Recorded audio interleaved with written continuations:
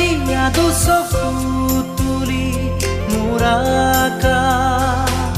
ভাঙিলামে বিজুলি ৰ'দে হাঁহে ফুল ফুলে কথা ক'লে তুমি চুলেই যে বসন্ত ধুমুহাও যে প্ৰশান্ত